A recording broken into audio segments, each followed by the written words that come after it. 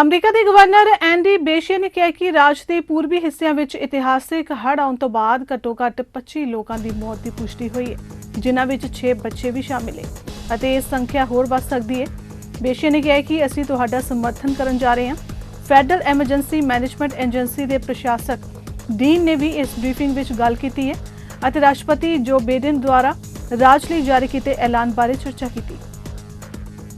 News is 16 confirmed fatalities now.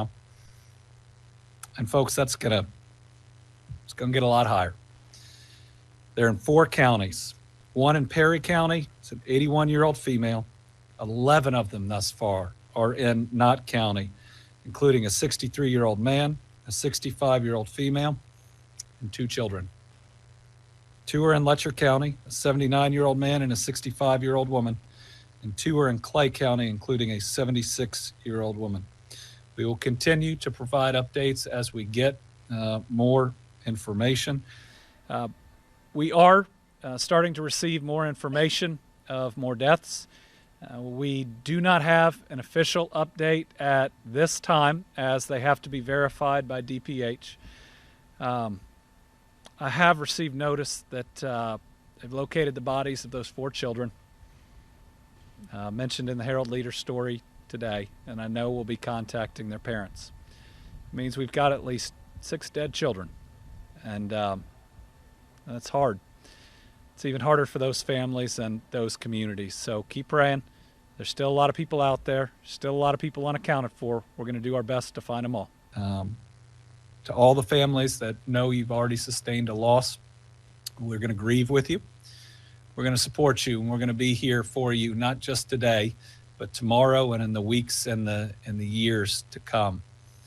For everybody out there that is scared, that can't get in touch with one of their relatives, cell phones are down in so many of these regions.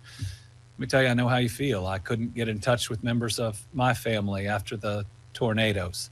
So please continue to hope, continue to pray, and we will try to connect as many people as possible.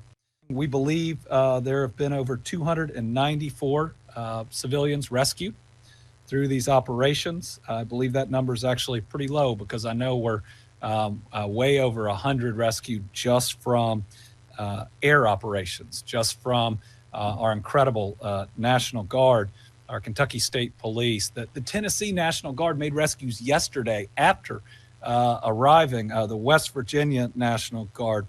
You know, these are the times where we just see everybody's generosity, and the stuff you normally, I guess, argue about on any given day, we realize isn't that important, and we just come together to help one another. As you heard, the president did declare a major disaster declaration as we are going through these life-saving efforts right now. FEMA has brought in additional search and rescue teams to support the amazing efforts that are already ongoing on the ground. If there are additional resources that are needed for these life-saving missions, we will continue to bring in those resources. And as I've talked to the governor earlier this morning, and when I talked to him yesterday, we're committed to bringing whatever resources are necessary to support the life-saving efforts as well as the ongoing recovery efforts.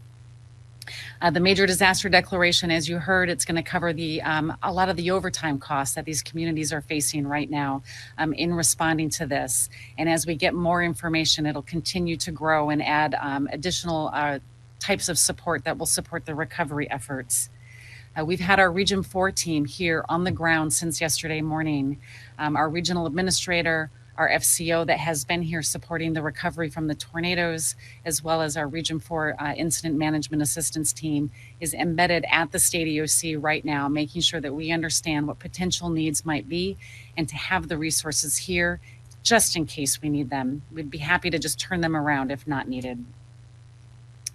I will tell you that we are committed to making sure that we first continue to focus on the life safety mission, as there are still so many people that are unaccounted for. And I would ask everybody that's out there, please, the governor mentioned it as well, please pay attention to your local officials. Listen to the words that they're telling you.